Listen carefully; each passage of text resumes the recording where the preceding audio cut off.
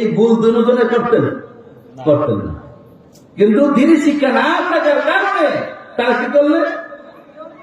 ভুল করেছেন। এবং কিয়ামতের ময়দানে তারা কি আল্লাহর আদালতে জবাবদিহির আসামি হবেন ইনশাআল্লাহ। তাহলে এই হলো জাগতিক শিক্ষা। আর দিনই শিক্ষা থাকলে কি হয় দেখেন, দিনই শিক্ষা থাকলে কি হয়? ইসলামের দ্বিতীয় খলিফা হযরতে ওমর ফারুক রাদিয়াল্লাহু তাআলা আনহু, তিনি হচ্ছেন অর্ধজাহানের মালিক, অর্ধজাহানের খলিফা ছিলেন। আমাদের কি এরকম নেতা হওয়া দরকার আছে না নাই? আমাদের নেতা কি এরকম হওয়া দরকার। যদি এমন হয় তাহলে সমাজ ভালো হবে, পরিবার, রাষ্ট্র এবং ব্যক্তি জীবন সকল জায়গায় কি ভালো হবে। সমাজ, ব্যক্তি, পরিবার এবং রাষ্ট্র সব জায়গায় কি শান্তি এবং নিরাপত্তা থাকবে। আর আমাদের নেতৃত্ব যদি ভালো না হয়, আমাদের নেতা যদি দিনই শিক্ষা না হয়, মাদ্রাসায় শিক্ষিত না হয়, তাহলে কি সমাজের প্রত্যেকটা রন্ধ্রে রন্ধ্রে ভোগান্তির শিকার হতে হবে। ঠিক না বলো? আমার ভাইয়েরা, আমার বন্ধুরা, ওমর ফারুক রাদিয়াল্লাহু তাআলা আনহুর শাসন আমলে এক ব্যক্তি রাসূলুল্লাহ সাল্লাল্লাহু আলাইহি ওয়াসাল্লামের এক সাহাবী, অনেক গরীব মানুষ, আর একজন কৃতদাস গোলাম, মরুভূমির ভিতরে মেষ চড়াচ্ছে, ছাগল চড়াচ্ছে। অপরদিকে ওমর ফারুক রাদিয়াল্লাহু তাআলা আনহু সফরের উদ্দেশ্যে ওই মরুভূমির পথ দিয়ে যাত্রা শুরু করলেন। কোন দিয়া? ওই মরুভূমির পথ দিয়ে রওনা হলেন, যাত্রা শুরু করলেন। যাইতে যাইতে যাইতে যাইতে গভীর মরুভূমির ভিতরে ঢুকে গেল। সেখানে যাওয়ার পরে ওমর ফারুক রাদিয়াল্লাহু তাআলা আনহুর প্রচন্ড ক্ষুধা লাগলো। তার কাছে খাবার মতন কিছুই ছিল না। ওমর ফারুক রাদিয়াল্লাহু তাআলা আনহু দেখতেছে দূরে এক ব্যক্তি মেষ চড়াচ্ছে। ওমর ফারুক রাদিয়াল্লাহু তাআলা আনহু সেখানে গিয়ে থামলেন। থামার পরে দেখতেছেন এক ব্যক্তি মেষ চড়াচ্ছে, ওখানে আশেপাশে কোনো লোক নাই, কোনো বাড়িঘর নাই, জনমানবহীন শূন্য অবস্থা।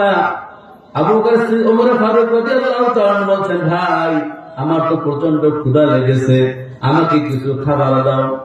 লোকটি বলে, ভাই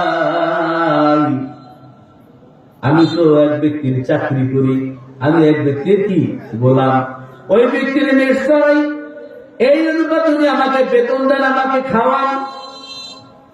এখানে একটা মেষ রয়েছে, যে মেষটা দুধ দেয়, আমি ওখান থেকে দুধ দহন করি এবং খাই। আপনাকে দেওয়ার মতন কোন ব্যবস্থা আমার কাছে নাই। ওই ব্যক্তি আমাকে রাখছেন কি তার কর্মচারী, আমাকে খাওয়ানো, আমাকে বেতন দেওয়া তার দায়িত্ব। কিন্তু আমি আপনাকে যে দিব সেই অজুহাত এবং সেই ক্যাপাসিটি তিনি আমাকে দেন নাই, সেই অনুমতি তিনি আমাকে দেন নাই, আপনাকে দিতে পারবো। ওমর ফারুক রাদিয়াল্লাহু তাআলা আনহুর প্রচন্ড ক্ষুধা, তারপরও ভিতরে একটু ভালো লাগলো, আরে আমার রাজ্যে এত সুন্দর মানুষ, এত ভালো মানুষ, এত আমানতদার লোক আছে, এই বিবেশে আনন্দিত, পেটে ক্ষুধা, কিন্তু কি মনে করে শান্তি, হারে আমার রাজ্যে রাখাল, সে কত সৎ লোক। ওমর ফারুক রাদিয়াল্লাহু তাআলা আনহু চিন্তা করলেন, আসলে ওই লোকটাকে আমাকে ধোঁকা দেওয়ার জন্য সৎ সাজছে না, আসলে সৎ, একটু পরীক্ষা করা দরকার। মুখে মুখে সৎ সাজে, এরকম অনেক লোক আছে না আমাদের সমাজে, মুখে মুখে সৎ কিন্তু বাস্তবে নাই। আমার নেতার চরিত্র ফুলের মতো পবিত্র, নামাজ নাই এক। যে ব্যক্তি আল্লাহর হক আদায় করে না, সেই মানুষের হক আদায় করবে করবে না। এখন এরকম ভালো লোক অনেক আছে, মুখে বলার, কিন্তু বাস্তবে পাওয়া যায় না। এইবার ওমর ফারুক রাদিয়াল্লাহু তাআলা আনহু চিন্তা করলেন, রাখালকে আমাকে ঠকানোর জন্য সৎ সাজছে না, আসলে সৎ, একটু পরীক্ষা করা দরকার। এইবার ওমর ফারুক রাদিয়াল্লাহু তাআলা আনহু বলেন, ভাই রাখাল, তুমি একটা কাজ করো, তোমার যে বকরিগুলি রয়েছে, এই বকরি থেকে তুমি একটি বকরি আমাকে বিক্রি করো আমার কাছে। আমার কাছে তুমি বিক্রি করো, তাহলে তুমি বেতন তো ঠিকই পাইবা, এই টাকাটা তুমি অতিরিক্ত পাইবা, এই টাকাটা তুমি খাওয়া পয়সা অতিরিক্ত পাইবা। একটা বকরি আমার কাছে বিক্রি করে দাও। ওই ব্যক্তি চিন্তা করে, রাখাল চিন্তা করে, লোকটাকে একটু আমিও পরীক্ষা করি, লোকটা কিরকম। এদিকে কি উমর ফারুক রাদিয়াল্লাহু তাআলা পরীক্ষা করতেছে রাখালকে, রাখালও চিন্তা করে আমি কি লোকটা সৎ না অসৎ, আমি একটু পরীক্ষা করি। লোকটা তো চিনে, রাখাল তো চিনে না, সে কি আমিরুল মুমিনিন, সে চিনে না, সে পথিক, তাহলে আমি একটু তার পরীক্ষা করি। বলছে ভাই ঠিক আছে, আপনার প্রস্তাব আমি মেনে নিলাম, আমি আপনাকে একটা বকরি বিক্রি করে দিলাম, আপনি সেখান থেকে দুধ খাইলেন, আপনিও বাঁচলেন, আমারও টাকা হইল, আলহামদুলিল্লাহ। তবে একটু পরামর্শ দেন, আমার মালিক তখন তার তো মেষ কি আছে, গোনা আছে, সে যখন এসে বলবে যে আমার গোনা মেষ কম কেন, মেষ কম কেন, তাহলে তাকে কি জবাব দেবে, তো পরামর্শ দেন।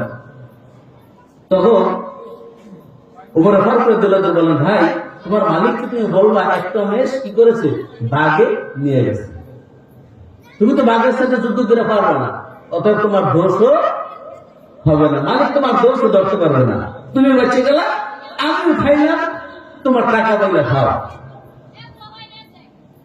আমার ভাইয়ের, আমার বন্ধুরা এবার রাখার চিন্তা করেন, আর এটা তো দুরান্দাজ, এটা তো ভালো লোক না, কি পথে কিনা ভালো লোক না, আমাকে কুটবুদ্ধি দিল। এইবার রাখাল বলতেছে, ভাই তোমার পরামর্শ তো খুব ভালো লাগলো, তবে আমাকে একটা পরামর্শ দাও, যে রব্বুল আলামিন কিয়ামতের ময়দানে আমাকে প্রশ্ন করবে, ইকরা কিতাবাকা কাফা বিনাফসিকা আল-ইয়াওমা আলাইকা হাসিবা। ও রাখাল, তোমার মালিক তোমার কাছে যে কয়টা মেষ দিয়েছিল, সেই মেষ তুমি চালন করেছো, একটা মহেশ তুমি বিক্রি করে টাকা নিয়েছো, মালিককে বোঝাও নাই, সেটা কেন করলা, আমার কাছে জবাব দিয়া তুমি জান্নাতে যাও।